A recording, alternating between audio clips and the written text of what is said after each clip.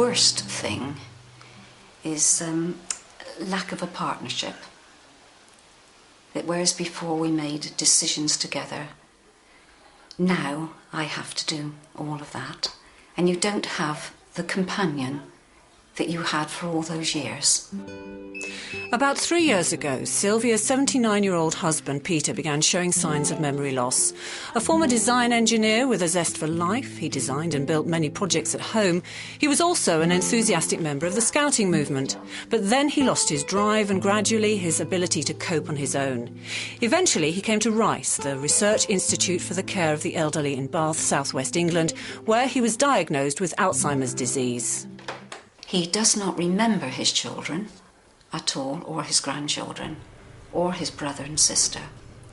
He welcomes them into the house because they're friendly to him and he likes to see them, but he does not remember them. Peter is now part of a trial testing new drugs to relieve the symptoms of Alzheimer's disease. It's one of many research strands being conducted in Europe which are trying to further the understanding of age-related diseases and relieve the burden on patients and their carers. As the disease progresses, people become more dependent. People need more support. Often people develop problems with behaviour, they may become agitated, they may become anxious, they may not sleep so well. And eventually this is such a stress that the caregiver, the family caregiver, needs support from outside.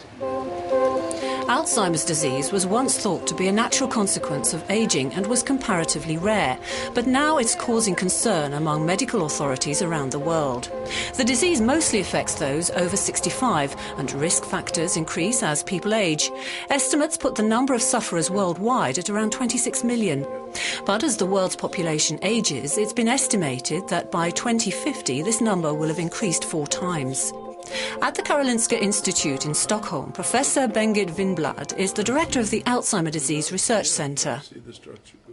The disease process usually starts in these more yellow-coloured parts. We call them the temporal lobe. And here in the bottom you have a structure that is called hippocampus. And then the pathology spreads up to the parietal lobe, the more blue colour on the brain, and then moves all over the cortical parts. And of course this also relates to the clinical symptoms. Here you have much of the memory function. Here you have much of the language capacity. So, I mean, the memory is affected, the language is affected a bit later in the disease process. The pathological symptoms of Alzheimer's disease are easily recognisable in samples of brain tissue. The dark flecks are known as plaques and tangles.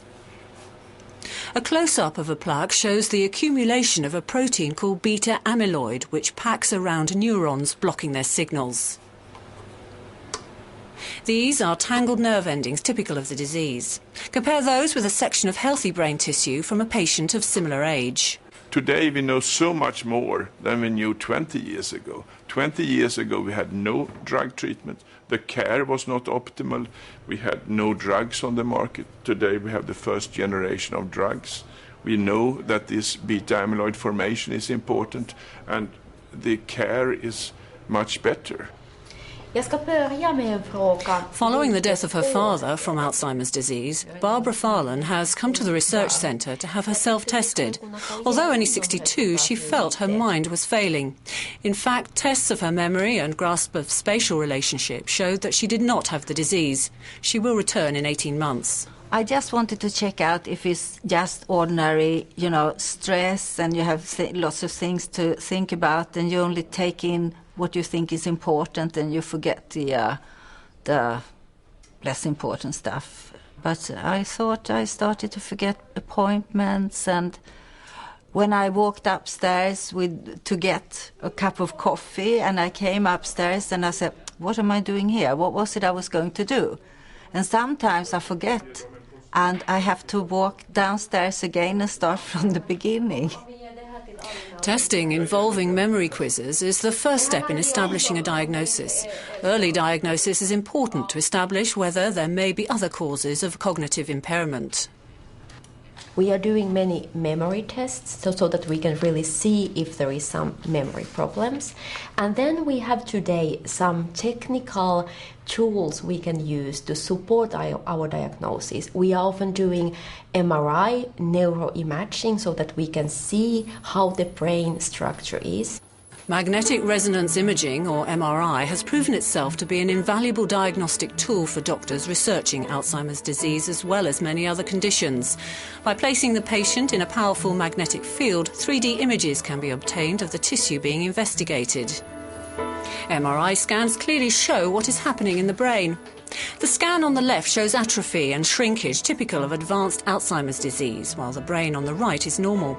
But while researchers race to find a treatment, is there anything we can do to protect ourselves? Now we know that there are many lifestyle-related factors like physical activity, active lifestyle in general, mental training, social activities that can also protect against Alzheimer's disease. Also, vascular factors like high blood pressure, high cholesterol, diabetes, obesity, all these are factors that increase the risk of Alzheimer's disease. So take care of all these kind of risk factors. Everything, all what is good for the heart is also good for the brain. Europe's population is getting older. The number of over 65s is anticipated to rise from around 15% of the EU population to just over 22% by 2025. That means that the incidence of Alzheimer's disease is also going to rise, putting a burden on patients, carers and medical resources. In the end, he was thin like a little bird in his wheelchair. I mean, it was really... I really had to force myself to go and visit him because it broke my heart to see him like this, really.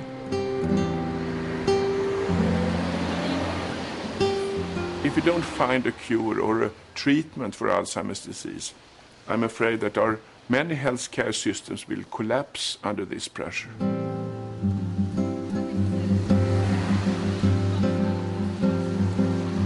You adapt, but it has its downsides, yes. Lack of freedom and taking a very long time to explain any small thing for him to do.